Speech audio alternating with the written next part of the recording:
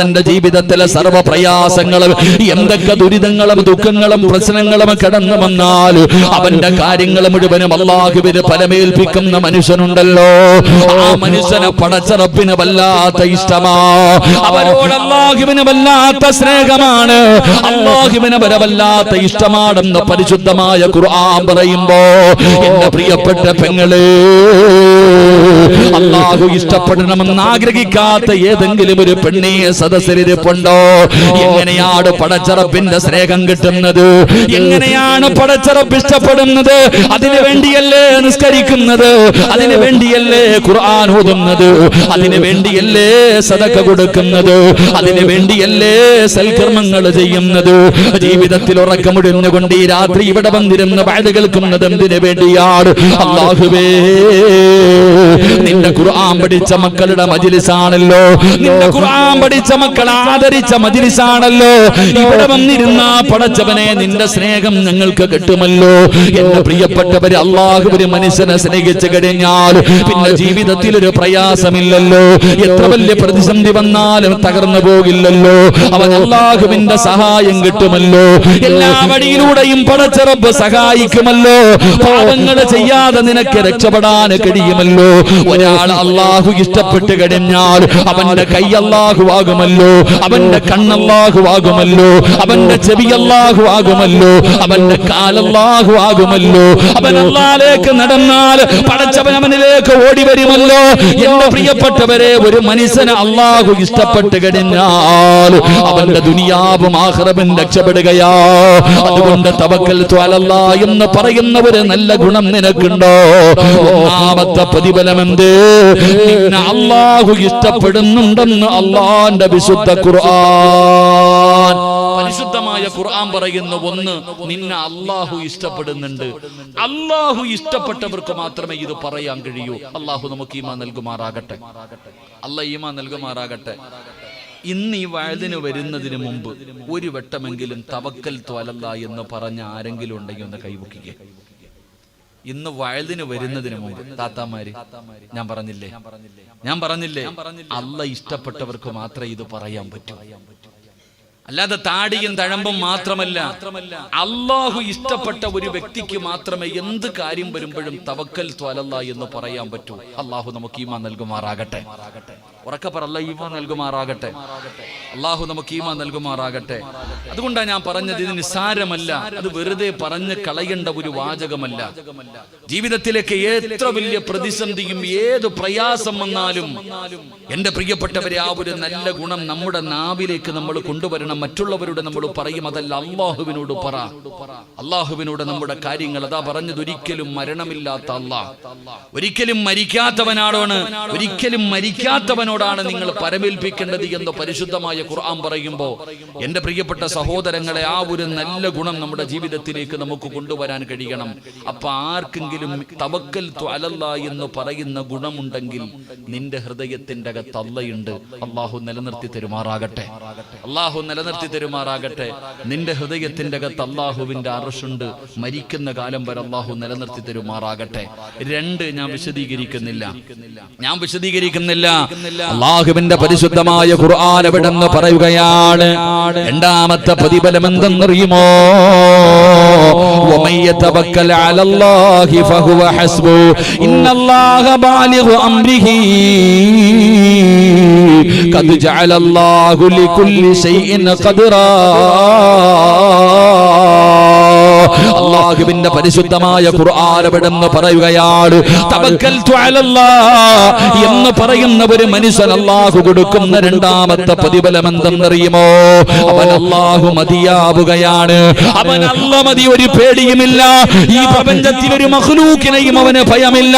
പടച്ചവനെ, അല്ലാഹുവിന്റെ കൂടെയുണ്ടല്ലോ. അവൻ അല്ലാഹു മതിയാവുകയാണ്. ഏത് പ്രശ്നമാണെങ്കിലും ഏത് വിഷയമാണെങ്കിലും അവൻ അല്ലാഹു മതിയാകുമെന്ന് അല്ലാഹുവിന്റെ അള്ളാന്റെ വിശുദ്ധ ഖുർആൻ. എന്റെ പ്രിയപ്പെട്ടവരെ, യാതൊരു ഭയമില്ലല്ലോ. നമുക്കെല്ലാവർക്കും അറിയാം, മഹാനായ ഖലീലുല്ലാഹി ഇബ്രാഹിം നബി അലൈഹിസ്സലാം, അല്ലാഹുവിന്റെ പ്രവാചകനായ ഇബ്രാഹിം നബി അലൈഹിസ്സലാമിന് നമ്രൂദിന്റെ അനുയായികൾ കൊണ്ടുപതാ പിടിച്ചുകൊണ്ട് വരികയാണ്. വിഗ്രഹങ്ങളെ തകർത്തതിന്റെ പേരില് ഇബ്രാഹിം നബി അലൈഹിസ്സലാമിനെ പിടിച്ചുകൊണ്ട് വരികയാണ്. അവസാനം അവിടെ നിന്ന് പറഞ്ഞ് എല്ലാവർക്കും മാതൃകയാകുന്ന രീതിയിലുള്ള ഒരു ശിക്ഷ വേണം ഇബ്രാഹിമിന് കൊടുക്കാൻ. ഇനി ഒരാൾ പോലും ഇങ്ങനെ നമ്മുടെ ദൈവങ്ങളോട് ചെയ്യാൻ പാടില്ല. പടച്ചവനെ അങ്ങനെ ഭയാനകമായ ഒരു കുടി കുടിക്കുകയാണ്. ഒരു വലിയ കുടി കുടിച്ചു, ഒരു വലിയ തീക്കുണ്ടാരം ഉണ്ടാക്കുകയാണ്. ചരിത്രങ്ങൾ പറയുന്നു, ആകാശത്തിന്റെ മുകളിലൂടെ പറന്നു പോകുന്ന പറവകളുണ്ടല്ലോ, നമ്രൂദിന്റെ തീക്കുണ്ടാരത്തിന്റെ മുകളിലൂടെ പറന്നു പോകുന്ന പറവകൾ പോലും അവിടെ നിന്ന് കരിഞ്ഞ് താഴെ വീഴുകയാണ്. ഭയാനകമായ ഒരു തീക്കുണ്ടാരം ഉണ്ടാക്കുകയാണ്.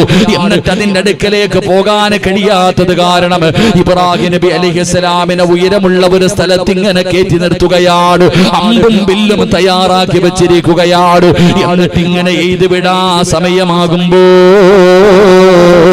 മുഖറബുൽ അംലാക്ക് മലക്ക് ജിബ്രീൽ അലൈഹിസ്സലാം ഇറങ്ങി വരികയാണ്. മഹാനായ ഇബ്രാഹിം നബിയുടെ ചാരത്തേക്ക് പടച്ചവനെ ജിബ്രീൽ എന്ന് പറയുന്ന മാലാഖ ഇറങ്ങി വരികയാ. വന്നിട്ട് ചോദിക്കുന്നു, ഇബ്രാഹിം നബിയേ, ഞാൻ സഹായിക്കട്ടെ, ഞാൻ നിങ്ങളെ രക്ഷപ്പെടുത്തട്ടെ. ഒന്ന് സമ്മതം തന്നു കഴിഞ്ഞാൽ ഈ തീക്കുണ്ടാരം ഞാൻ അണച്ചു കളയാ, നിങ്ങളെ ഞാൻ രക്ഷിക്കാൻ നബിയേ. ഇബ്രാഹിം നബി അലൈഹിസ്സലാം അവിടെ നിന്ന് പറഞ്ഞ മറുപടി എന്താ? ഇബ്രാഹിം നബി അലൈഹിസ്സലാം ജിബ്രീൽ എന്ന് പറയുന്ന മലക്കിനോട് പറഞ്ഞ മറുപടി എന്തെന്നറിയുമോ? ഏ ജിബ്രീലേ, നിനക്കെന്റെ സഹായം വേണ്ട, എന്നെ നീ സഹായിക്കണ്ട, എന്നെ സഹായിക്കാൻ ആള് വേണ്ട, എന്നെ സഹായിക്കാൻ എന്റെ റബ്ബിനറിയുമല്ലോ. എന്നെ പടച്ച റബ്ബുണ്ടല്ലോ, എന്നെ പടച്ച റബ്ബുണ്ടല്ലോ, ആ റബ്ബിനറിയാ എന്നെ സഹായിക്കാൻ.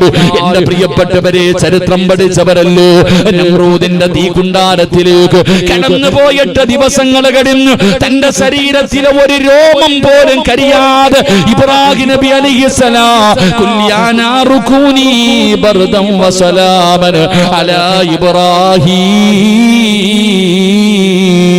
നമ്രൂദിന്റെ തീക്കുണ്ടാരത്തിനകത്ത് നിന്ന് ഒരു രോമം പോലും കരിയാതെ മാസങ്ങൾ കഴിഞ്ഞിട്ട് ഇബ്രാഹിം നബി അതിനകത്ത് നിന്ന് എഴുന്നേറ്റ് വന്നെന്ന് ഖുർആൻ പറയുമ്പോ, എന്റെ പ്രിയപ്പെട്ടവരെ, അല്ലാഹു മതിയാവുകയാണ്. ഏത് വിഷയം വന്നാലും, എത്ര വലിയ പ്രശ്നം വന്നാലും പടച്ചവനെ അവൻ അല്ല മതിയാവുകയാണ്. അല്ലാഹുവിന്റെ സഹായം നമുക്ക് ലഭിക്കുകയാണ്. എന്റെ പ്രിയപ്പെട്ടവരോട് പറയുകയാ, എല്ലാവരും വല്ലാത്ത പേടിയിലാണ്. ശത്രുക്കൾ മുഴുവനും ഇസ്ലാമിനെതിരെ ഒറ്റക്കെട്ടായി തിരിഞ്ഞുകൊണ്ടിരിക്കുകയാണ്. നാനാഭാഗത്ത് നിന്ന് പടച്ചവനെ മുസ്ലിമീങ്ങൾക്കെതിരെ ശത്രുക്കൾ കൂട്ടമായി ആക്രമിച്ചു കൊണ്ടിരിക്കുകയാണ്. അവരിങ്ങനെ ഭയപ്പെടുത്തുകയാണ്. ഓരോന്ന് പറഞ്ഞു പടച്ചവര് ലൗജികാത് പറഞ്ഞു. എന്റെ പ്രിയപ്പെട്ടവരെ, ഇപ്പൊ അവസാനം ഹലാല് വരെ എത്തി, അങ്ങനെ തുപ്പല് വരെ എത്തി. ഇങ്ങനെയെല്ലാം പറഞ്ഞുകൊണ്ട് നമ്മളെ ഭയപ്പെടുത്തുമ്പോ, ഏക സിവിൽ കോഡ് മുന്നിൽ കാണിച്ച് ഭയപ്പെടുത്തുമ്പോ, പൗരത്വ ബില്ല് കാണിച്ച് ഭയപ്പെടുത്തുമ്പോ, എന്റെ പ്രിയപ്പെട്ട മുസ്ലിമിനോട് പറയുകയാ, എന്തിനാ നീ ഭയപ്പെടുന്നത്? എന്തിനാ നീ പേടിക്കുന്നത്? എന്റെ പ്രിയപ്പെട്ട മുസ്ലിമേ, നമ്മുടെ കൂടെ പടച്ച റബ്ബുണ്ടെന്നെന്തേ നീ ചിന്തിക്കാതെ പോകുന്നത്? അല്ലാഹു നമ്മുടെ കൂടെ ഉണ്ടല്ലോ. ഒരുത്തൻ അല്ലാഹുവിലേക്ക് അവന്റെ കാര്യങ്ങൾ പരമേൽപ്പിച്ചു കഴിഞ്ഞാൽ പിന്നെ അവൻ ആരെയും പേടിയില്ലല്ലോ, അവനെ ഭയപ്പെടേണ്ട കാര്യമില്ലല്ലോ. അതിന് ഏറ്റവും വലിയ തെളിവെന്തെന്നറിയോ? മഹാനായ ആദരവായ പ്രവാചകൻ നബി മുഹമ്മദ് മുസ്തഫ സ്വല്ലല്ലാഹു അലൈഹി വസല്ലമ തങ്ങള് മക്കയിൽ നിന്ന് മദീനയിലേക്ക് ഹിജ്റ പോകുന്ന സമയമുണ്ടല്ലോ. അല്ലാഹുവിന്റെ പ്രവാചകൻ സ്വല്ലല്ലാഹു അലൈഹി വസല്ലമ തങ്ങള് മക്കയിൽ നിന്ന് മദീനയിലേക്ക് ഹിജ്റ പോകാൻ തീരുമാനിക്കുകയാണ്. അല്ലാഹുവേ, ഇബ്ലീസാണ് പോയി ശത്രുക്കളോട് പറഞ്ഞു കൊടുത്തത്, മുഹമ്മദ് നാട് വിടാൻ പോകുകയാണ്, മദീനയിലേക്ക് കടക്കാൻ കിടക്കാൻ പോവുകയാണ്.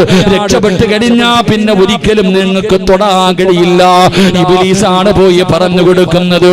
അവസാനം എന്റെ പ്രിയപ്പെട്ടവര്, അല്ലാഹുവിന്റെ പ്രവാചകൻ സല്ലല്ലാഹു അലൈഹി വസല്ലമ തങ്ങളുടെ വീട് വളയുകയാ. അതാ ഖുറൈശികളെ നേതാക്കന്മാർ വാളുമെടുത്തുകൊണ്ട് അല്ലാഹുവിന്റെ പ്രവാചകന്റെ വീട് വളഞ്ഞിരിക്കുകയാണ്. അല്ലാഹുവിന്റെ റസൂൽ വീടിന്റെ വെളിയിൽ ഇറങ്ങിയാൽ അല്ലാഹുവിന്റെ പ്രവാചകനെ വധിക്കുന്നതിന് വേണ്ടി ശത്രുക്കൾ മുഴുവനും മൂടിപ്പിടിച്ച വാളുമായിട്ട് അല്ലാഹുവിന്റെ പ്രവാചകന്റെ വീട് വളഞ്ഞിരിക്കുകയാണ്. വീടിനകത്താണെങ്കിൽ അല്ലാഹുവിന്റെ പ്രവാചകനുണ്ട്. മഹാനായ സയ്യിദുനാ അലി ഇബ്നു അബീ ത്വാലിബ് റളിയല്ലാഹു തആല അൻഹു അല്ലാഹുവിന്റെ പ്രവാചകനെ പെട്ടെന്ന് ചോദിച്ചു, അലിയേ, ഞാൻ കടന്നിരുന്ന സ്ഥലത്ത് നീ കടക്കുമോ അലിയേ? അലിയാർ തങ്ങൾ പറയുന്നു, യാ റസൂലല്ലാഹ്, എനിക്കെന്ത് പേടിയാ നബിയേ, എനിക്കെന്ത് പേടിയാ നബിയേ. കടക്കാൻ പറഞ്ഞാ കടക്കുമല്ലോ. അല്ലാഹുവിന്റെ പ്രവാചകൻ കടന്നിരുന്ന സ്ഥലത്ത് അലിയാർ തങ്ങൾ കടക്കുകയാ. അല്ലാഹുവിന്റെ പ്രവാചകന് വീടിന്റെ വെളിയിലേക്ക് ഇറങ്ങുന്നതിന് വേണ്ടി തയ്യാറെടുക്കുമ്പോ അതാ വരുന്ന മുഖറബുൽ അംലാക്ക് മലക്ക് ജിബ്രീൽ അലൈഹിസ്സലാം ഇറങ്ങി വരികയാണ്. എന്നിട്ട് അല്ലാഹുവിന്റെ പ്രവാചകനോട് പറഞ്ഞത് എന്തെന്നറിയോ? യാ റസൂലല്ലാഹ്, അല്ലാഹുവിന്റെ നബിയേ, യാത്രയ്ക്ക് വേണ്ടി ഇറങ്ങാ സമയമാകുമ്പോ, വാതിൽ തുറക്കാ സമയമാകുമ്പോ എന്ത് ചെയ്യണമെന്നറിയുമോ? ഒരു പിടി മണ്ണ് വാരണം നബിയേ. അല്ലാഹുവിന്റെ പ്രവാചകൻ സല്ലല്ലാഹു അലൈഹി വസല്ലമ തങ്ങളുടെ വീട് മുഴുവനും ശത്രുക്കൾ വളഞ്ഞിരിക്കുകയാ. ഇറങ്ങിയ അപ്പ തന്നെ വെട്ടിക്കൊല്ലാൻ. അങ്ങനെ എല്ലാവരും തയ്യാറായി നിൽക്കുമ്പോഴാണ് ജിബ്രീൽ അലൈഹിസ്സലാം വന്നിട്ട് പറഞ്ഞു കൊടുത്തു, നബിയേ, യാത്രയ്ക്ക് വേണ്ടി വാതിൽ തുറക്കാൻ സമയമാകുമ്പോ ഒരു പിടി മണ്ണ് വാരണം. എന്നിട്ടോ സൂറത്തു യാസീൻ, വജഅൽനാ മിൻ ബൈനി ഐദീഹിം സ്വദ്ദാ വമിൻ ഖൽഫിഹിം സ്വദ്ദാ. ഈ ഖുർആൻ സൂറത്തു യാസീനിലെ ഈ ആയത്ത് ഓതിയിട്ട് ആ മണ്ണിലൊന്ന് ഊതണം. എന്നിട്ട് വാതിൽ തുറന്നിട്ട് ഒറ്റ ഏറെറിയണം. എന്നിട്ട് ധൈര്യമായിട്ട് ഇറങ്ങി പൊക്കോളാൻ അള്ളാഹു നമുക്ക് ഈമാൻ നൽകുമാറാകട്ടെ. എന്റെ പ്രിയപ്പെട്ടവരെ, പ്രവാചകൻ സല്ലല്ലാഹു അലൈഹി വസല്ലമ തങ്ങൾ പരിശുദ്ധമായ ഖുർആൻ സൂറത്തു യാസീനിലെ ഈ ആയത്ത് ഓതിയിട്ട് ഒരു പിടി മണ്ണ് വാരിയിട്ട് വീടിന്റെ വാതിൽ തുറന്ന് വെളിയിലേക്ക് വലിച്ചെറിഞ്ഞിട്ട് ആ ശത്രുക്കളുടെ കണ്ണിന്റെ മുന്നിലൂടെ നടന്നുപോയി മഹാനായ നബി മുഹമ്മദ് മുസ്തഫ. പ്രിയപ്പെട്ട സഹോദരങ്ങളെ, ഈ അള്ളയാ നമ്മുടെ കൂടെയുള്ളത്. ആറ്റം ബോംബും വേറൊന്നും വേണ്ട. ആറ്റം ബോംബോ അല്ലെങ്കിൽ ഏതെങ്കിലും വലിയ വലിയ ആയുധങ്ങളൊന്നും വേണ്ട. ഒരു പിടി മണ്ണ് വാരിയുള്ള നബി സല്ലല്ലാഹു അലൈഹി വസല്ലം തങ്ങൾ അവിടെ നിന്ന് ഒരു പിടി മണ്ണ് വാരി തന്റെ മുന്നിലേക്ക് എറിഞ്ഞു. ആ വീട് വളഞ്ഞിരിക്കുന്ന ശത്രുക്കളുടെ നടുവിലൂടെ മുത്തുനബി അവിടെ നിന്ന് നടന്നുപോയി. പ്രവാചകൻ സല്ലല്ലാഹു അലൈഹി വസല്ലം തങ്ങൾ അവരുടെ കണ്ണിന്റെ മുന്നിലൂടെ നടന്നുപോയി. എന്തിനാ നമ്മൾ ഭയപ്പെടുന്നത്? നമ്മൾ ആരെയാ ഭയപ്പെടേണ്ടത്? എന്റെ പ്രിയപ്പെട്ടവരെ, നമ്മുടെ ശത്രുക്കളെ നമ്മൾ ഭയപ്പെടുത്താൻ നോക്കുകയാ. പലതും പറഞ്ഞിട്ട് നമ്മൾ വരണ്ട് മൂത്രൊടിക്കാൻ തുടങ്ങി. നമുക്ക് പൗരത്വ ബില്ലും ആ ബില്ലും ഈ ബില്ലും പാസ്സാക്കുമ്പോ നമ്മളിപ്പോ ഇങ്ങനെ വിറയ്ക്കാൻ തുടങ്ങി. എടാ പൊന്നാര ചങ്ങാതി, അള്ളാഹു ചോദിച്ചത് എന്തെന്നറിയുമോ? ഇതിനു മുമ്പും ഇവിടെ ഈ നമ്മളൊക്കെ വരുന്നതിന് നമ്മുടെ മുൻഗാമികൾക്കും എന്റെ പ്രിയപ്പെട്ടവരെ പൗരത്വ ബില്ലുണ്ടായിരുന്നു. നിങ്ങൾ ചരിത്രം നോക്ക്. അള്ളാഹുവിന്റെ പ്രവാചകൻ സല്ലല്ലാഹു അലൈഹി വസല്ലമ തങ്ങളുടെ സ്വഹാബത്ത് മക്കയിൽ നിന്നും മദീനയിലേക്ക് ഹിജറ പോയി. മക്കയിൽ നിന്ന് മദീനയിലേക്ക് ഹിജറ പോയി.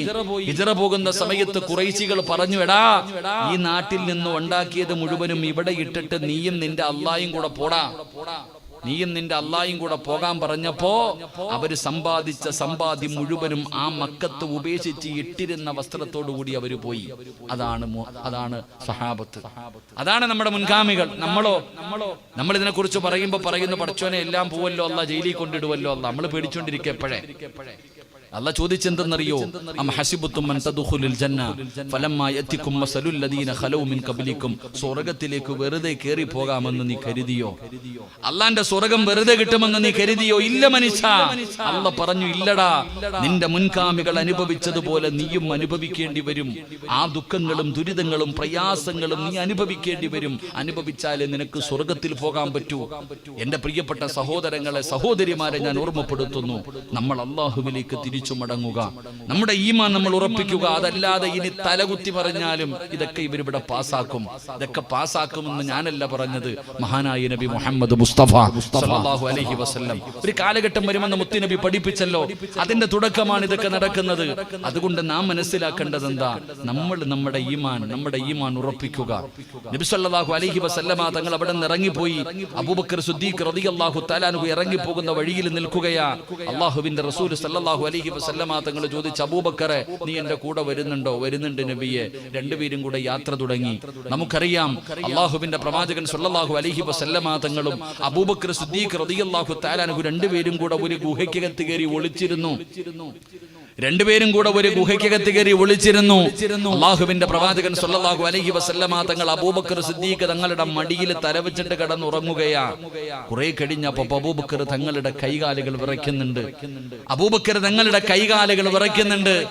അബൂബക്കർ സിദ്ദീഖ് റളിയല്ലാഹു തആല അൻഹുവിന്റെ കൈകാലുകൾ വിറയ്ക്കുമ്പോൾ മുത്തുനബി ചോദിച്ചു, എന്തു പറ്റി അബൂബക്കറെ? നബിയേ, നമ്മൾ ഇരിക്കുന്ന ഗുഹയുടെ മുകളിൽ ശത്രു വന്ന് നബിയെ, അവന്റെ കയ്യിലിരിക്കുന്ന വാളിന്റെ വെളിച്ചം ദാ ഈ ഗുഹയ്ക്കകത്ത് അടിക്കുകയാ.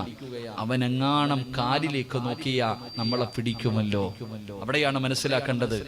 നബി സല്ലല്ലാഹു അലൈഹി വസല്ലമ തങ്ങളോട് പറയുന്ന, അവന്റെ കയ്യിലിരിക്കുന്ന വാളിന്റെ വെളിച്ചം ദോണ്ടി ഗുഹയ്ക്കകത്ത് അടിക്കുന്ന നബിയെ, അവനെങ്ങാണം അവന്റെ കാലിലേക്ക് നോക്കിയാൽ നമ്മളെ രണ്ടുപേരെയും പിടിക്കുമല്ലോ നബിയെ.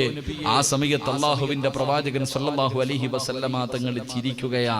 എന്തേ നബിയെ ചിരിക്കുന്നേ? അപ്പോഴാണ് അല്ലാഹുവിന്റെ റസൂൽ സല്ലല്ലാഹു അലൈഹി വസല്ലമ തങ്ങൾ പറഞ്ഞു കൊടുത്ത, അബൂബക്കറെ, അല്ലാഹ് നമ്മുടെ കൂടെ ഇല്ലേ അബൂബക്കറെ?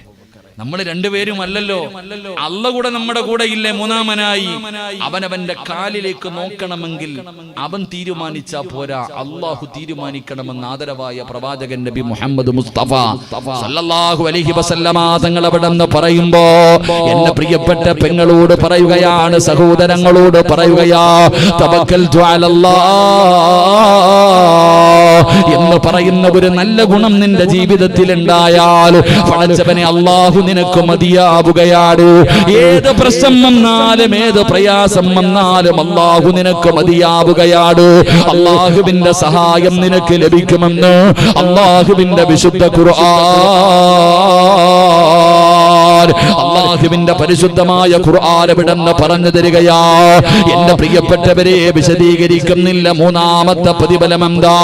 തവക്കൽതു അലല്ലാഹ് എന്ന് പറയുന്ന ഒരു മനുഷ്യൻ അല്ലാഹു കൊടുക്കുന്ന മൂന്നാമത്തെ പ്രതിഫലം എന്തെന്നറിയുമോ?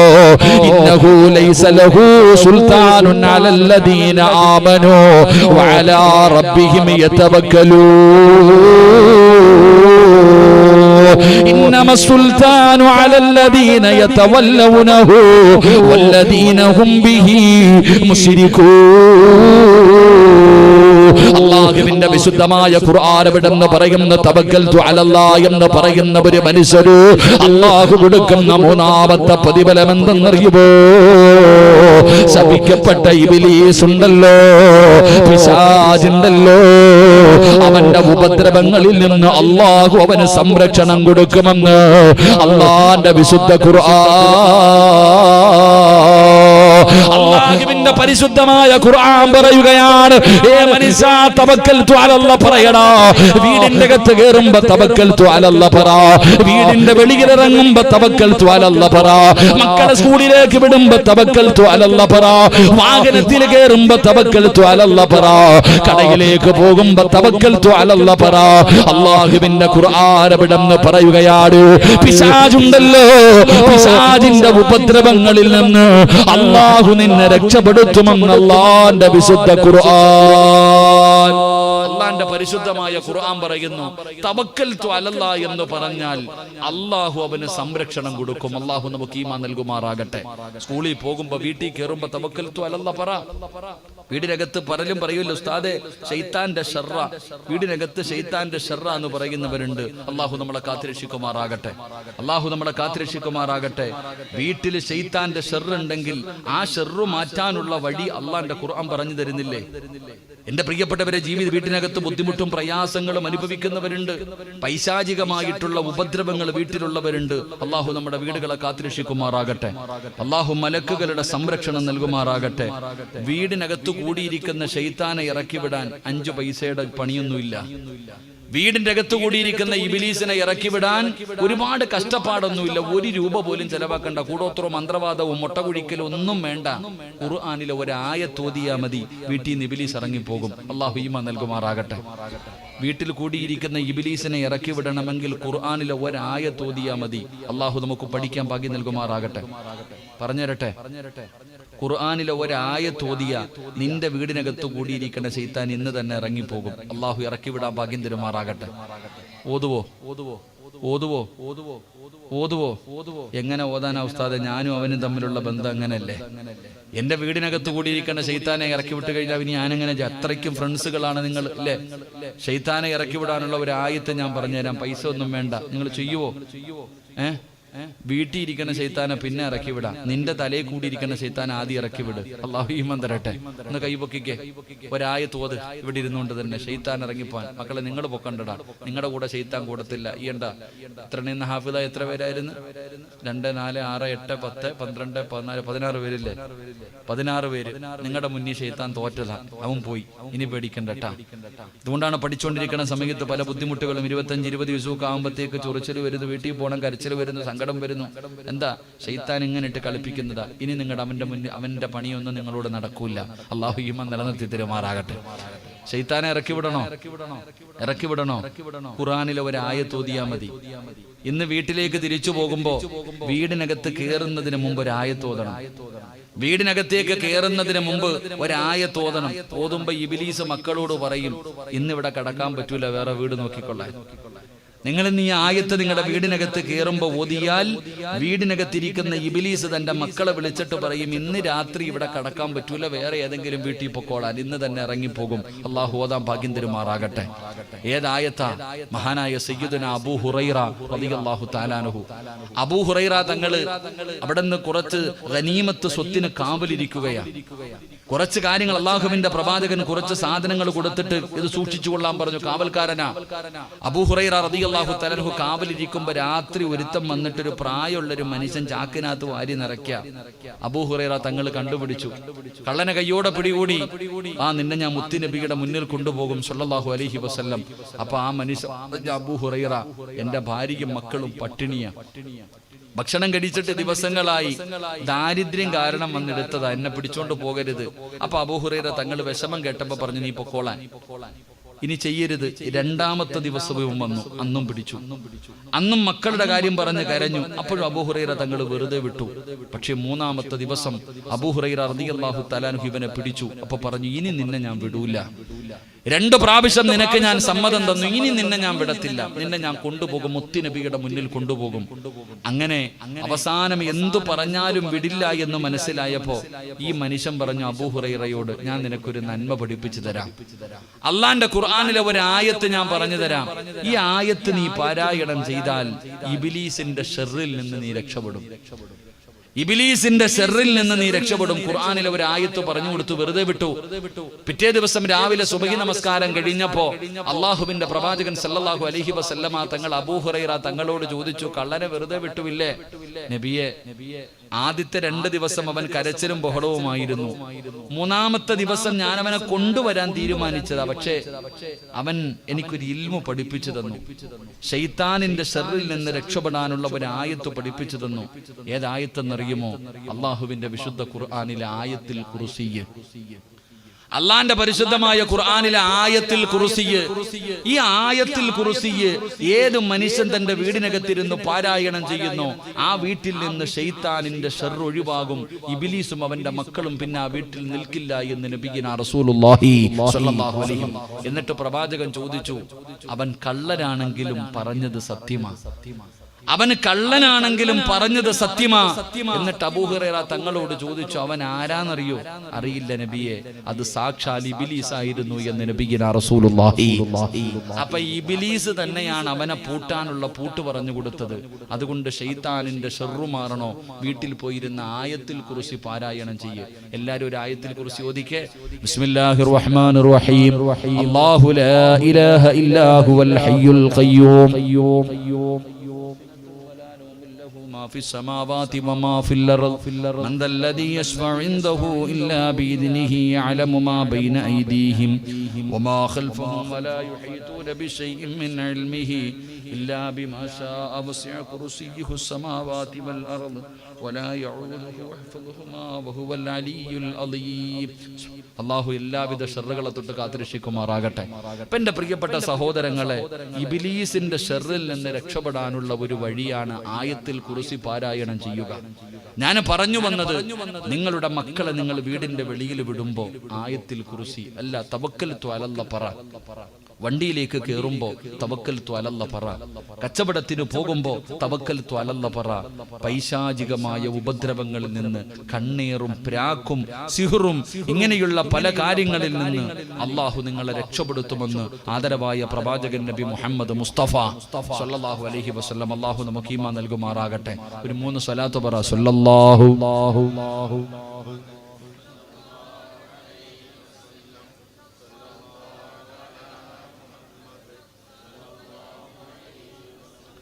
اللهم صل على محمد يا رب صل عليه وسلم. അല്ലാഹുവിന്റെ വിശുദ്ധമായ ഖുർആൻ അവിടെന്ന് പറയുകയാണ്, തവക്കൽതു അലല്ലാഹ് എന്ന് പറയുന്ന ഒരു മനുഷ്യൻ അല്ലാഹു കൊടുക്കുന്ന 3ാമത്തെ പ്രതിഫലം, പൈശാചികമായ ഉപദ്രവങ്ങളിൽ നിന്ന് അല്ലാഹു ആ മനുഷ്യനെ അവിടെന്ന് സംരക്ഷിക്കുകയാ. 4ാമതായിട്ടോ അല്ലാഹുവിന്റെ പരിശുദ്ധമായ ഖുർആൻ അവിടെന്ന് പറയുകയാ, തവക്കൽതു അലല്ലാഹ് എന്തൊരു മനുഷ്യന് പറഞ്ഞു കഴിഞ്ഞാൽ അല്ലാഹു അവന് കൊടുക്കുന്ന 4ാമത്തെ പ്രതിഫലം എന്തെന്നറിയുമോ? കുല്ലൻ യുസീബനാ ഇല്ലാ മാ കതബല്ലാഹു ലനാ ഹുവ മൗലാനാ. അല്ലാഹുവിന്റെ പരിശുദ്ധമായ ഖുർആൻ വിടന്ന് പറയുകയാണ്, ഏത് പ്രതിസന്ധിയിലും പിടിച്ചു നിൽക്കാനുള്ള ഒരു ധൈര്യമുണ്ടല്ലോ.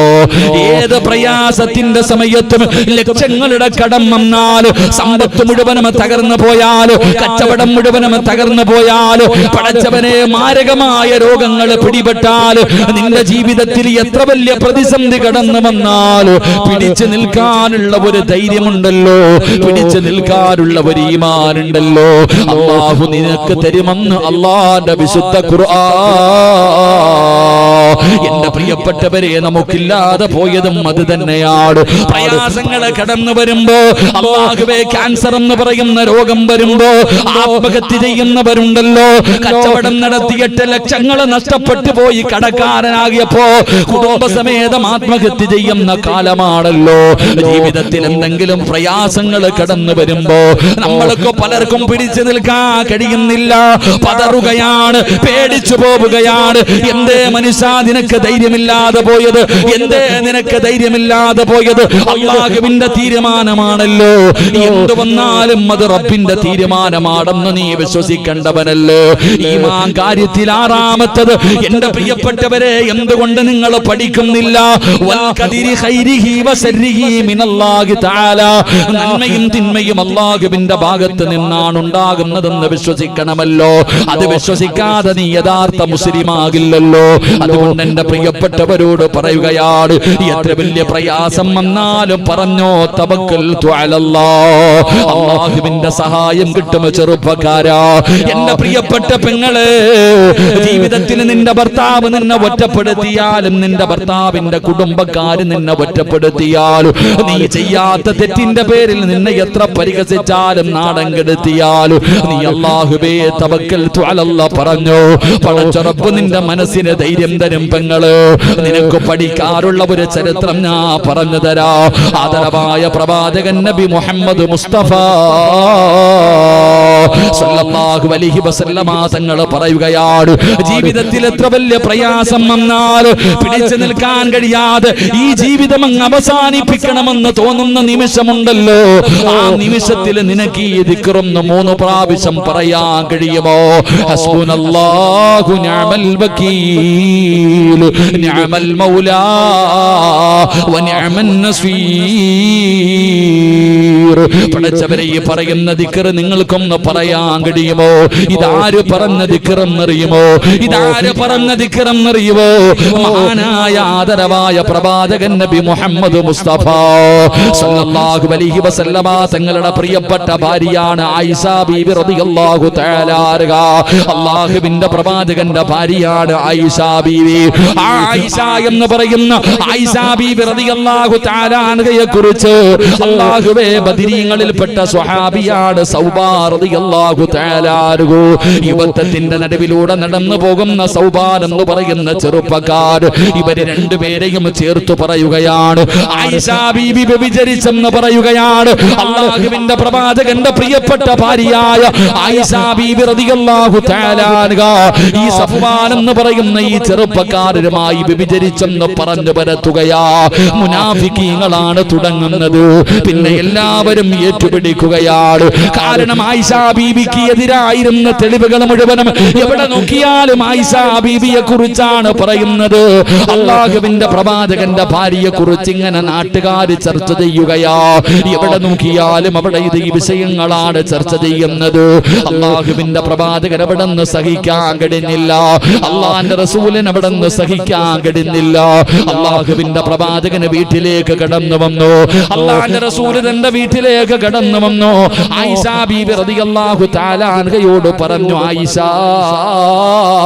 കുറച്ചു ദിവസം നീ നിന്റെ വീട്ടിൽ പോയി നിൽക്ക്, നിനക്കൊരു സമാധാനം കിട്ടാൻ, നിനക്കൊരു സമാധാനം കിട്ടാൻ കുറച്ചു ദിവസം നീ നിന്റെ വീട്ടിലേക്ക് പോയി നിൽക്ക്. ആയിഷ ബീബി റളിയല്ലാഹു തആല അൻഹയ്ക്ക് അത് താങ്ങാൻ കഴിഞ്ഞില്ല. പടച്ചവനെ, തന്റെ പ്രിയപ്പെട്ട വാപ്പയായ അബൂബക്കർ സിദ്ദീഖ് റളിയല്ലാഹു തആല അൻഹു അവിടുന്ന് വാപ്പ കടന്നു വരുമ്പോ ആയിഷ ബീബി റളിയല്ലാഹു തആല അൻഹ വാപ്പയുടെ ചാരത്ത് ചെന്നിട്ട് പറഞ്ഞു, ഉപ്പാ, ഞാൻ അല്ലാഹുവിന്റെ റസൂലിന്റെ ഭാര്യ, ഞാൻ അങ്ങനെ ചെയ്യുമെന്ന് വാപ്പയ്ക്ക് തോന്നുന്നുണ്ടോ? അബൂബക്കർ തങ്ങൾ മിണ്ടുന്നില്ല. അതാ ആയിഷ ബീബി റളിയല്ലാഹു തആല അൻഹ തന്റെ പ്രിയപ്പെട്ട ഉമ്മയുടെ ചാരത്തേക്ക് കടന്നു പോവുകയാണ്. ഉമ്മാനെ കെട്ടിപ്പിടിക്കുകയാണ്. പൊട്ടിക്കരഞ്ഞുകൊണ്ട് ആയിഷ ബീബി റളിയല്ലാഹു തആല അൻഹ അവിടുന്ന് പറഞ്ഞു, ഉമ്മാ, ഞാൻ ഒരിക്കലും അങ്ങനെ ചെയ്യില്ല ഉമ്മാ, ഇവര് പറയുന്നത് കള്ളമാ ഉമ്മാ. ആയിഷ ബീബി റളിയല്ലാഹു തആല അൻഹ തന്റെ പ്രിയപ്പെട്ട മാതാവിനെ കെട്ടിപ്പിടിച്ചുകൊണ്ട് പറയുകയാ. ഉമ്മയും ഒന്നും മിണ്ടിയില്ല. ആയിഷ ബീബി റളിയല്ലാഹു തആല അൻഹ തന്റെ വീടിനകത്ത് കിടക്കുകയാണ്. തന്റെ വീടിനകത്ത് കയറിയിട്ട് വാതിലടയ്ക്കുകയാ. എന്റെ പ്രിയപ്പെട്ട പെങ്ങളെ, അന്ന് ആയിഷ ബീബിക്ക് ചെറിയ പ്രായമാണ്, നിന്റെ മക്കളുടെ പ്രായമേ ഉള്ളൂ. ആയിഷ ബീബിയെ ഒരു നാട് മുഴുവനും അവിടെ നിന്ന് തെറ്റുകാരിയായി കാണുകയാണ്. പലരും സംശയത്തോടെ നോക്കുകയാണ്. ആയിഷ ബീബി റളിയല്ലാഹു തആല അൻഹ ആത്മഹത്യ ചെയ്തില്ല. പിന്നെ എന്ത് ചെയ്തെന്നറിയുമോ? ഓരോ ദിവസവും സുബഹി കഴിയുമ്പോ ആയിഷ ബീബി റളിയല്ലാഹു തആല അൻഹ വീടിന്റെ വാതിലിൽ ഇങ്ങനെ നോക്കിയിരിക്കുകയാണ്. അല്ലാഹുവിന്റെ റസൂൽ വരുന്നുണ്ടോ? മുത്തുനബി അവിടെ നിന്ന് കടന്നു വരുന്നുണ്ടോ? പടച്ചവനെ, ആഴ്ചകൾ കഴിയുകയാണ്. ഒരു ദിവസം അല്ലാഹുവിന്റെ പ്രവാചകന് സുബഹി കഴിഞ്ഞു നോക്കുമ്പോ ചിരിക്കുന്ന മുഖത്തോടെ ആയിഷ ബീബി റളിയല്ലാഹു തആല അൻഹയുടെ വീട്ടിലേക്ക് കടന്നു വരികയാ. ആയിഷ ബീബി ഇറങ്ങി ഓടുകയാണ്. അല്ലാഹുവിന്റെ പ്രവാചകനെ ഓടിച്ചെന്ന് കെട്ടിപ്പിടിക്കുകയാ. എന്നിട്ട് ചോദിക്കുന്നു, നബിയേ, യാ റസൂലല്ലാഹ്, അല്ലാഹുവിന്റെ പ്രവാചകരെ, ഞാൻ നിരപരാധിയാണെന്ന് അല്ലാഹു പറഞ്ഞു നബിയേ. ജിബ്രീൽ ഖുർആനിന്റെ ആയത്തുമായിട്ട് ഇറങ്ങി വന്നു നബിയേ. അല്ലാഹുവിന്റെ പ്രവാചകൻ അവിടെ നിന്ന് പറഞ്ഞു, ആയിഷ, നീ നിരപരാധിയാണെന്ന് അല്ലാഹു പറഞ്ഞു. ആയിഷ, ഖുർആനിൽ ആയത്തിറങ്ങി. ആയിഷ, അല്ലാഹുവിന്റെ പ്രവാചകൻ അവിടെ നിന്ന് പറയുമ്പോൾ ആയിഷ ബീബി റളിയല്ലാഹു തആല അൻഹ അവിടെ നിന്ന് പറഞ്ഞു, പറഞ്ഞു, നബിയേ എനിക്കുറപ്പായിരുന്നു നബിയേ ഖുർആനിൽ ആയത്തിറങ്ങുമെന്ന്, ജിബ്രീൽ ആയത്തുമായി വരുമെന്ന് എനിക്ക് വല്ലാത്ത ഉറപ്പായിരുന്നു നബിയേ. അല്ലാഹുവിന്റെ റസൂൽ അവിടെന്ന് ചോദിച്ചു, ആയിഷ ജിബ്രീൽ വരുമെന്ന് നീ ഉറപ്പിച്ചു പറയാനുള്ള കാരണം എന്താ? എങ്ങനെയാ നീ പിടിച്ചു നിന്നത്? ഇത്രയും ദിവസം എല്ലാവരും നിന്നെ കൈയൊഴിഞ്ഞപ്പോ നീ എങ്ങനെയാ പിടിച്ചു നിന്നത്? ആയിഷ ബീബി റളിയല്ലാഹു തആല അവിടെന്ന് പറഞ്ഞു, നബിയേ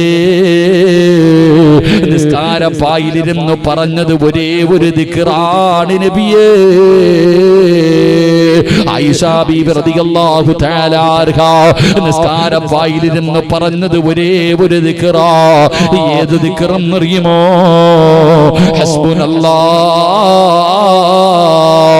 ഹസ്ബുനല്ലാഹു നിഅമൽ വകീൽ നിഅമൽ മൗലാ വനിഅമൻ നസീർ.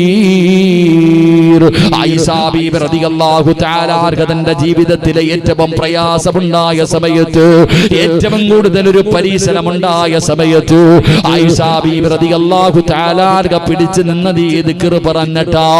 അതുകൊണ്ടാണ് അല്ലാഹുവിന്റെ പ്രവാചകൻ അവിടെന്ന് പറഞ്ഞു തന്നത്, ജീവിതത്തിൽ ലക്ഷങ്ങളുടെ കടം വരുമ്പോ, സർവ്വതം തകർന്നു പോകുമ്പോ, പടച്ചവനെ ഇനി ജീവിച്ചിട്ട് കാര്യമില്ല എന്ന് തോന്നുന്ന ഒരു സമയമുണ്ടല്ലോ, ആ സമയത്ത് അല്ലാഹ്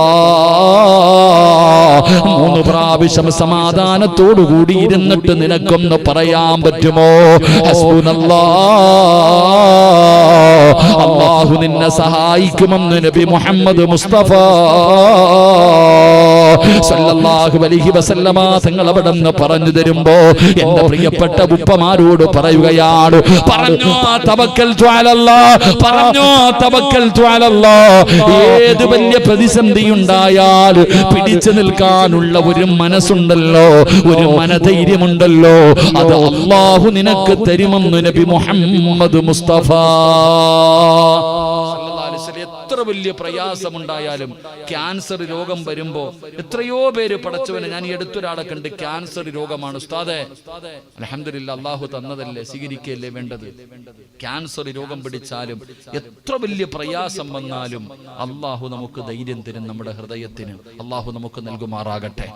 എന്റെ പ്രിയപ്പെട്ടവരെ, അടുത്ത് ഞാൻ കണ്ടപ്പോ ഒരാള് പറഞ്ഞു, ഉസ്താദേ കയ്യും കാലും കെട്ടിയിടാൻ ഭാര്യയോട് പറയും, അടുത്ത് ടാബ്ലറ്റുകളൊന്നും കൊണ്ടുവെക്കരുതെന്ന് പറയും. കാരണം വേദന സഹിക്കാൻ കഴിയാതെ എപ്പോഴാ ചിലപ്പോ തോന്നിയൊക്കെ ഈ ജീവിതം അങ്ങ് അവസാനിപ്പിക്കാൻ. എന്റെ പ്രിയപ്പെട്ട സഹോദരങ്ങളെ, തവക്കൽതു അലല്ലാഹ് എന്ന് പറ. അതുകൊണ്ടാ പണ്ടുള്ളവരൊക്കെ ജീവിതത്തിൽ എന്തെങ്കിലുമൊക്കെ പ്രയാസം വരുമ്പോ പള്ളിക്കകത്ത് വന്നിരിക്കും. നമ്മളോ പണ്ട് കച്ചവടം ഒന്ന് തകരുമ്പോ, എന്തെങ്കിലും പ്രയാസം വരുന്ന സമയത്ത് പള്ളിക്കകത്ത് പോയിരിക്കും, അള്ളാനോട് പറയാൻ പോയിരുന്ന് നിസ്കരിച്ച് ദുആ ചെയ്യും, അതിന് പ്രശ്നങ്ങൾക്ക് പരിഹാരം ഉണ്ടായിരുന്നു. നമ്മൾ കള്ളിശാപ്പിൽ പോകും, അല്ലെങ്കിൽ വേറെ എവിടെങ്കിലും പോകും സമാധാനം കിട്ടാൻ. അള്ളാഹു നമുക്ക് ഈമാൻ നൽകുമാറാകട്ടെ. എന്റെ പ്രിയപ്പെട്ട സഹോദരങ്ങളുടെ ജീവിതത്തിൽ പ്രയാസങ്ങൾ ഉണ്ടാകും, അള്ളാന്റെ തീരുമാനങ്ങളല്ലേ. നമ്മളെപ്പോഴും സന്തോഷം മാത്രമല്ലല്ലോ.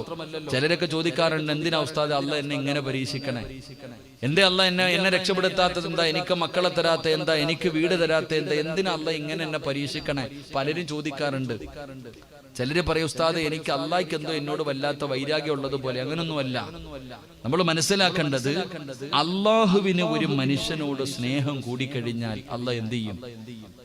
അള്ളാഹുവിന് ഒരാളോട് സ്നേഹം കൂടിക്കഴിഞ്ഞാൽ നമ്മളെ പോലല്ല. നമുക്ക് സ്നേഹം കൂടിയാൽ നമ്മൾ വേറെ കെട്ടിപ്പിടിക്കാറാ. പക്ഷെ അള്ളാഹുവിന് ഒരു അടിമയോട് സ്നേഹം കൂടിക്കഴിഞ്ഞാൽ അള്ളാഹ് അവനെ പരീക്ഷിക്കും. ഇന്ന അശദ്ദന്നാസി ബലാഗ അൽ അംബിയാ. ലോകത്ത് അള്ളാഹു ഏറ്റവും കൂടുതൽ പരീക്ഷണം കൊടുത്തത് പ്രവാചകന്മാർക്കായിരുന്നു. ലോകത്ത് അല്ലാഹു ഏറ്റവും കൂടുതൽ അല്ലാഹു പരീക്ഷിച്ചത് പ്രവാചകന്മാരെയാണ്. ആ പ്രവാചകന്മാരിൽ ഏറ്റവും കൂടുതൽ കണ്ണുനീര് കുടിച്ചത് ആദരവായ പ്രവാചകൻ നബി മുഹമ്മദ് മുസ്തഫ. ലോകത്ത് ഏറ്റവും കൂടുതൽ അല്ലാഹു വേദനിപ്പിച്ചത് കള്ളുകുടിയനെയും അബൂജഹലിനെയും ഫിർഔനിനെയും കാറൂനെയും ആയിരുന്നില്ല, നബി സല്ലല്ലാഹു അലൈഹി വസല്ലമ തങ്ങളെയായിരുന്നു. എന്തുകൊണ്ട്? സ്നേഹം കൂടിയതുകൊണ്ട്. എടാ, അള്ളാഹു എന്തിനാണ് ഒരു മനുഷ്യനെ പരീക്ഷിക്കുന്നതെന്നറിയോ? ഇവന്റെ ഈമാൻ ഉറച്ചിട്ടുണ്ടോ എന്ന് ടെസ്റ്റ് ചെയ്യാൻ വേണ്ടിയാ. ഇവന്റെ ഈമാൻ പറയുമല്ലോ, അല്ലാ നീയാണ് ഏറ്റവും വലിയവൻ, സർവ്വതിനെക്കാളും വലുത് നീയാ അല്ലാന്ന് നമ്മൾ പറയണില്ലേ? അല്ല നമ്മളെ അളക്കുന്നതാ മനുഷ്യ. അള്ളാഹു നിന്നെ അളക്കുന്നതാ. നീ എന്തുകൊണ്ട് ചിന്തിക്കുന്നില്ല? എന്ത് തന്നാലും അത് മാറ്റാൻ അള്ളാഹ്ക്ക് കഴിവുണ്ടെന്ന് എന്താ മനസ്സിലാക്കാത്ത? കടം തന്ന പണ്ട് നിന്റെ വാപ്പയ്ക്ക് എത്ര ലക്ഷം രൂപ കടം ഉണ്ടായിരുന്നു? ആര് ആത്മഹത്യ ചെയ്തേ? ഇവിടെ പള്ളിയിൽ പോയിരുന്ന് 2 റക്അത്ത് നിസ്കരിച്ചിട്ട് അള്ളാഹിനോട് പറയുമ്പോൾ അതിനൊരു വഴി അള്ളാഹ് കാണിച്ചു കൊടുക്കുമായിരുന്നു. നമുക്ക് ആ വിശ്വാസമുണ്ടോ? നമുക്ക് ആ വിശ്വാസമില്ല. പണ്ടുള്ളവരുടെ ജീവിതത്തിൽ പ്രയാസം വരുമ്പോൾ പള്ളിയിൽ പോയി നിസ്കരിച്ചു ദുആ ചെയ്യിപ്പിക്കുമായിരുന്നു. ഉസ്താദന്മാരെയും സയ്യിദന്മാരെയും പണ്ഡിതന്മാരെയും മക്കാമുകളിൽ പോയി ദുആ ചെയ്യുമായിരുന്നു. ഇതൊന്നുമില്ല. എന്റെ പ്രിയപ്പെട്ടവരെ, അള്ളാഹു നമ്മളെ പരീക്ഷിക്കും, അള്ളാഹു നമ്മളെ വേദനിപ്പിക്കും. നബി സല്ലല്ലാഹു അലൈഹി വസല്ലമ തങ്ങൾ ജനിക്കുന്നതിന് മുമ്പേ വാപ്പ മരിച്ചു. കണ്ടു കൊതിയിരുന്നതിന് മുമ്പ് ഉമ്മ മരിച്ചു. തന്റെ താങ്ങും തണലുമായിരുന്ന എത്രയോ പേര് മരിച്ചുപോയി. ലോകത്ത് ഏറ്റവും കൂടുതൽ പട്ടിണി കിടന്നത് മുത്തുനബിയ. തന്റെ എത്ര മക്കളാണ് അള്ളാന്റെ റസൂൽ തങ്ങൾ ഖബറടക്കിയത്? എന്റെ പ്രിയപ്പെട്ടവരെ, ജീവിതത്തിൽ ഏറ്റവും കൂടുതൽ അള്ളാഹു വേദനിപ്പിച്ചത് നബി സല്ലല്ലാഹു അലൈഹി വസല്ലമ തങ്ങളെയായിരുന്നു. അപ്പൊ നാം മനസ്സിലാക്കേണ്ടത്, സ്നേഹം കൂടിയ അള്ളാഹു പരീക്ഷണം തരും. ഉസ്താദേ, 5 നേരം ഞാൻ നിസ്കരിക്കും, ഞാൻ ഈ ഹിഫ്ദ് കോളേജിൽ ഭക്ഷണം കൊടുത്തിട്ടുണ്ട്, കുട്ടികളെ ഏറ്റെടുത്തിട്ടുണ്ട്, അള്ളാഹു എനിക്ക് ക്യാൻസർ തന്നില്ലേ? പാപ്പ സ്നേഹം കൂടിയത് കൊണ്ടാ. സ്വർഗത്തിൽ വെറുതെ പോകാൻ പറ്റുമോ? ഇല്ല. സ്വർഗത്തിൽ പോകാൻ നിനക്ക് പറ്റുമോ? അള്ളാഹു ചില പരീക്ഷണങ്ങൾ തന്ന് നിന്നെ വേദനിപ്പിക്കും, എന്നിട്ട് നിനക്ക് അതിനു പകരം സ്വർഗം തരും. അള്ളാഹു നമുക്ക് ഈമാൻ നൽകുമാറാകട്ടെ. എന്റെ പ്രിയപ്പെട്ട സഹോദരങ്ങളെ, ഞാൻ പറഞ്ഞു വന്നത്, തവക്കൽതു അലല്ലാഹ് എന്ന് പറയുന്നത് ഒരു വലിയ മന്ത്രമൊഴിയായി നമ്മൾ കൊണ്ടു നടക്കണം. അള്ളാഹു തരുന്ന 4ാമത്തെ പ്രതിഫലം നിന്റെ മനസ്സ് അള്ളാഹു ഉറപ്പിച്ചു തരും. ഏത് ശക്തിയുടെ മുന്നിലും പേടിക്കാതെ നിനക്ക് നിൽക്കാൻ കഴിയും. അള്ളാഹു നമുക്ക് ഈമാൻ നൽകി അനുഗ്രഹിക്കുമാറാകട്ടെ. 4 അള്ളാഹുവിന്റെ വിശുദ്ധമായ ഖുർആൻ പറയുന്നു. 5ാമത്തെ പ്രതിഫലം അള്ളാഹുവിന്റെ പരിശുദ്ധമായ ഖുർആൻ അവിടെ നിന്ന് പറയുകയാ. അൻ ഉമർ ഇബ്നുൽ ഖത്താബ് റളിയല്ലാഹു തആല അൻഹു ഖാല റസൂലുള്ളാഹി സ്വല്ലല്ലാഹു അലൈഹി വസല്ലം ലൗ അന്നകും കുൻതും തതവക്കലൂന അലല്ലാഹ് ഹഖ തവക്കുലി ലറുസിഖതും കമാ തുർസഖു തൈർ. അള്ളാഹുവിന്റെ പ്രവാചകൻ സ്വല്ലല്ലാഹു അലൈഹി വസല്ലമ തങ്ങൾ പറഞ്ഞു, നിന്റെ ഉപജീവനത്തിൽ അള്ളാഹു ബറക്കത്ത് ചെയ്യുമെന്ന് നബിയുനാ റസൂലുള്ളാഹി സ്വല്ലല്ലാഹു അലൈഹി വസല്ലമ തങ്ങൾ പറയുകയാണ്. 4ാമത്തെ പ്രതിഫലം, 5ാമത്തെ പ്രതിഫലം എന്താ? തവക്കൽതു അലല്ലാഹ് എന്ന് പറയുന്ന ഒരു മനുഷ്യൻ അള്ളാഹു കൊടുക്കുന്ന 5ാമത്തെ പ്രതിഫലം എന്തെന്നറിയുമോ? അള്ളാഹു നിന്റെ കച്ചവടത്തിൽ അഭിവൃദ്ധി നൽകുകയാണ്, നിന്റെ സമ്പത്തിൽ അള്ളാഹു അഭിവൃദ്ധി നൽകുകയാണ്. പടച്ചവൻ നിന്റെ റിസ്കിൽ വിശാലത നൽകുകയാണ്. നീ ഉദ്ദേശിക്കാത്ത രീതിയിലൂടെ അള്ളാഹു നിനക്ക് റിസ്ക് തരുമെന്ന് നബി മുഹമ്മദ് മുസ്തഫ സല്ലല്ലാഹു അലൈഹി വസല്ലമ തങ്ങൾ അവിടെ നിന്ന് പഠിപ്പിക്കുകയാ. പഠിക്കണം പെങ്ങള്, അള്ളാഹുവിന്റെ റസൂലാണ് പറയുന്നത്. അള്ളാഹു നിന്റെ ഉപജീവനത്തിൽ ബർക്കത്ത് നൽകുകയാ. നിനക്ക് പേടിയാ ഉസ്താദേ, പെൺകുട്ടി വളർന്നു വരികയാണ്, എങ്ങനെയാണ് ഇതിനെ കെട്ടിക്കുന്നത്? എന്റെ പൊന്നുമോള് വളർന്നു വരുമല്ലോ, എന്റെ മക്കളെ എങ്ങനെയാ പഠിപ്പിക്കുന്നത്? അതിനു വേണ്ടിയല്ലേ നീ ഹറാമായ വഴി എവിടെന്ന് തേടുന്നത്? പലിശ കച്ചവടം നടത്തുന്നവരുണ്ടല്ലോ, പലിശയ്ക്ക് വാങ്ങുന്നവരും കൊടുക്കുന്നവരുമുണ്ടല്ലോ, ലോട്ടറി എടുക്കുന്നവരുണ്ടല്ലോ. എന്തിനാ മനുഷ്യ ടെൻഷൻ അടിക്കുന്നത്? വാർഹീറിയ റബ്ബിനറിയാ നിനക്ക് തരാനുള്ള ഭക്ഷണം തരാൻ അല്ലാഹുവിനറിയുമല്ലോ. എടാ, ഉമ്മയുടെ ഗർഭാശയത്തിൽ കിടക്കുന്ന സമയത്ത് തന്നെ അള്ളാഹു നിന്റെ റിസ്ക് എഴുതിയിരിക്കുകയാ. നീ കഴിക്കേണ്ട ഭക്ഷണത്തിന്റെ മുകളിൽ അള്ളാഹു നിന്റെ പേരെഴുതി വെച്ചിട്ടുണ്ട്. നിനക്ക് കിട്ടേണ്ട സമ്പാദ്യം നിനക്ക് തന്നെ കിട്ടുമല്ലോ. എന്തിനാ നീ കിടന്ന് പേടിക്കുന്നത്? എന്തിനാ നീ വിഷമിക്കുന്നത്? തവക്കൽതു അലല്ലാഹ്. രാവിലെ കൂടിനകത്ത് നിന്ന് പറവകൾ ഇങ്ങനെ പറന്നു പോകുകയാണ്, ഒട്ടിയ വയറുമായിട്ട്. എന്റെ പ്രിയപ്പെട്ടവരെ, ഒരു കാക്കയും ജോലിക്ക് പോകാറില്ല, ഒരു പറവയും ജോലിക്ക് പോകാറില്ല. ഇന്ന സ്ഥലത്ത് പോയാണ് തിന്നേണ്ടതെന്ന് ഉറപ്പിച്ചിട്ടല്ല അവര് പോകുന്നത്. മരത്തിന്റെ മുകളിൽ തന്റെ ചെറിയ കൂടുണ്ടല്ലോ, ആ കൂടിനകത്തിരുന്നിട്ട് മക്കളോട് പറയുകയാ, നിങ്ങൾക്ക് ഭക്ഷണവുമായിട്ട് വരാ. തവക്കൽതു അലല്ലാഹ് എന്ന് പറഞ്ഞുകൊണ്ട് ആ പറവകൾ ഇങ്ങനെ ആകാശത്തിലൂടെ പറന്നു നടക്കുകയാ.